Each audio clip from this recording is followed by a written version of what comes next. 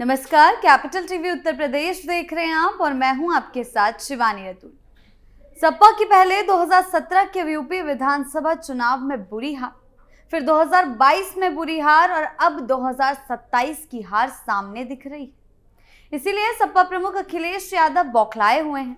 जबकि अभी राज्य में चुनाव में समय है, लेकिन अखिलेश यादव या उनकी पार्टी के नेताओं का जिस तरह से बयान सामने आ रहा है, उससे साफ है कि अखिलेश यादव चुनाव के लिए तैयारी नहीं कर रहे, बल्कि सिर्फ बयानबाजी में मशगूल हैं। बयानबाजी जनता को बरगलाने की, गुमराह करने की।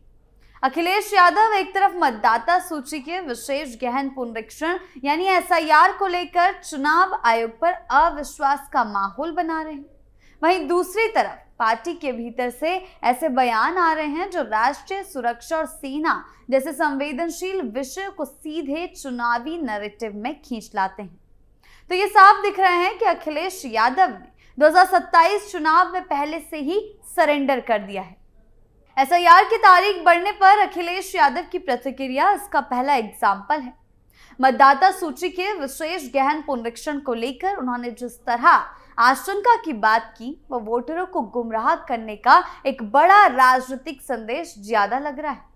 और वो इसलिए बिफरे हैं क्योंकि चुनाव आयोग द्वारा ड्राफ्ट वोटर लिस्ट की तारीख 31 दिसंबर से बढ़ाकर 6 जनवरी करना कोई असाधारण फैसला नहीं था।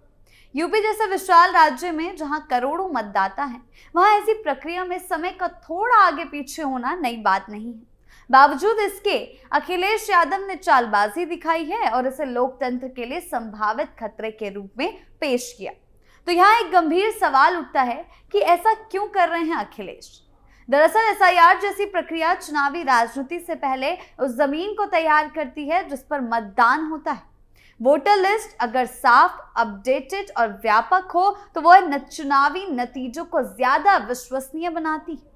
लेकिन अखिलेश यादव का बयान ये संकेत देता है कि वो इस प्रक्रिया को पहले से ही शक के दायरे में रखना चाहते हैं।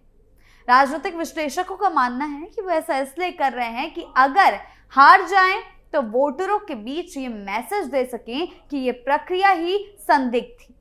अखिलेश का पीडीए प्रहरी वाला बयान भी इसी रणनीति का हिस्सा माना जा रहा है। पीडीए यानी पिछड़ा दलित अल्पसंख्यक समाजवादी पार्टी का नया राजनीतिक फ्रेम है, जिसके जरिए वो अपने पारंपरिक वोट बैंक को और मजबूती से जोड़ने की कोशिश कर रहे हैं। लेकिन जब इस फ्रेम को चुनाव आयोग, प्रशासन और संवैधानिक संस्थाओं पर अविश्वास के साथ जोड़ा जाता है, तो ये सिर्फ जागरूकता नहीं बल्कि डर और शंका का नैरेटिव बन जाता है। जागरूक मतदाता सवाल पूछता है, लेकिन लोकतांत्रिक प्रक्रिया को पहले से खारिज नहीं करता। ये भी याद दिलाना जरूरी है कि जब अखिलेश यादव खुद मुख्यमंत्री थे, तब भी मतदाता सूची का पुनरीक्षण होता था, तारीखें बदलती थी और प्रक्रियाएं चलती थी। तब ना तो इसे लोकतंत्र पर हमला बताया गया, ना ही मानवीय भूल की आशंका जताई गई।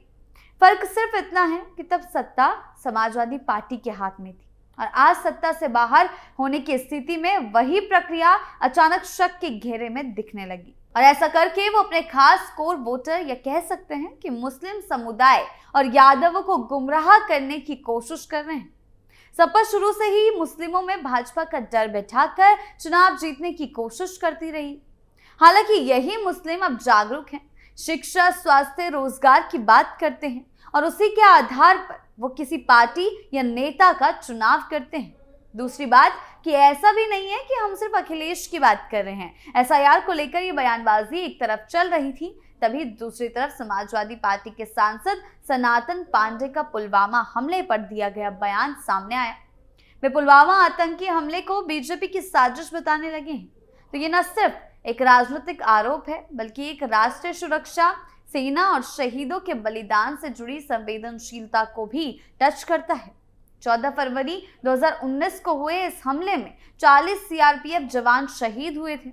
यह हमला जैश-ए-मोहम्मद से जुड़े आतंकी द्वारा किया गया था और इसकी जांच में कई आरोपी मारे गए या गिरफ्तार हुए। भारत ने इसके बाद अंतर्राष्ट्रीय स्तर पर कूटनीतिक कार्रवाई की और सैन्य जवाब भी दिया।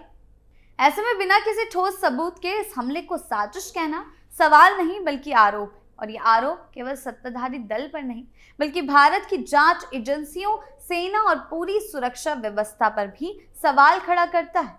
इस बयान का राजनीतिक संदर्भ भी बहुत मायने रखता है। सनातन पांडे ने ये बात एक मतदाता पुनरीक्षण शिविर में कही, यानी वही प्रक्रिया जिस पर अखिलेश यादव पहले से ही सवाल उठा रहे हैं। एक तरफ पार्टी प्रमुख चुनाव आयोग पर अविश्वास जता रहे हैं, दूसरी तरफ पार्टी के सांसद राष्ट्रीय सुरक्षा से जुड़ी घटना को चुनावी बहस में ला रहे हैं।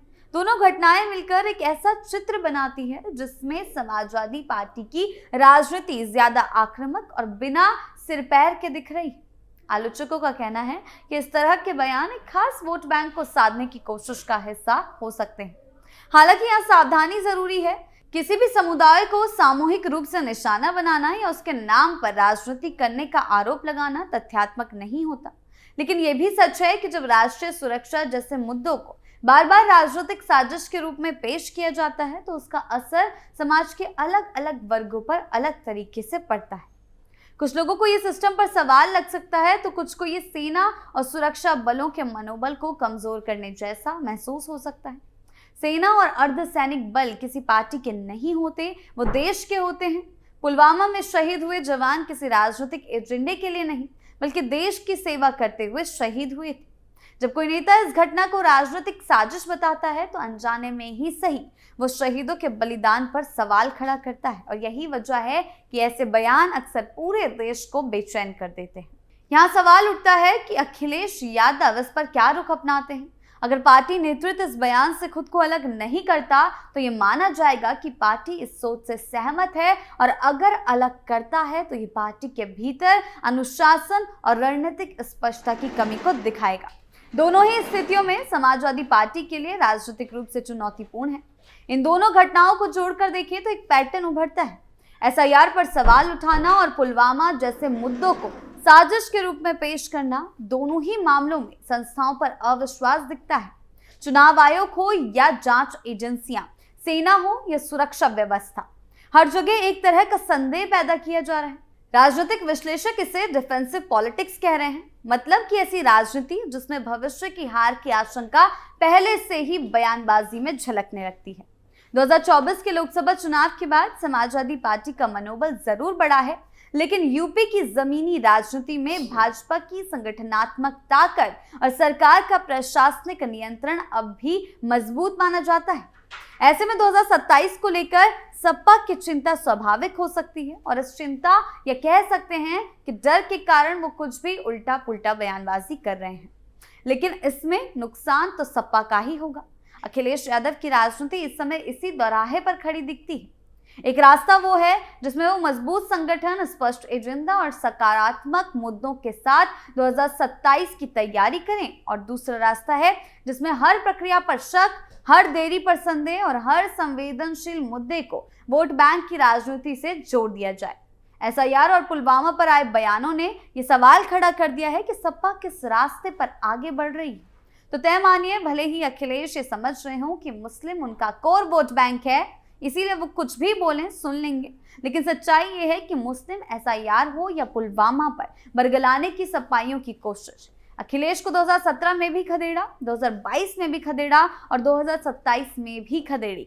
चुनाव आयोग की प्रक्रिया हो या सेना की कार्रवाई, इन पर सवाल पूछना लोकतांत्रिक अधिकार है, लेकिन बिना सबूत के आरोप लगाना सिर्फ वोट बैंक और देश का मुसलमान इस बात को समझ चुका है। अगर राजनीति सिर्फ आशंकाओं और आरोपों के सहारे चलेगी तो उसका नुकसान किसी एक पार्टी का नहीं बल्कि पूरे लोकतंत्र का होगा, और यही वजह है कि अखिलेश यादव और समाजवादी पार्टी की हालिया बयानबाजी को सिर्फ तात्कालिक विवाद नहीं बल्कि 2027 से पहले उभर रही गहरी राजनीतिक बेचैनी के संकेत के रूप में देखा जा रहा है। आपकी इस बारे में क्या राय है, हमें कमेंट सेक्शन में जरूर बताएं। नमस्कार।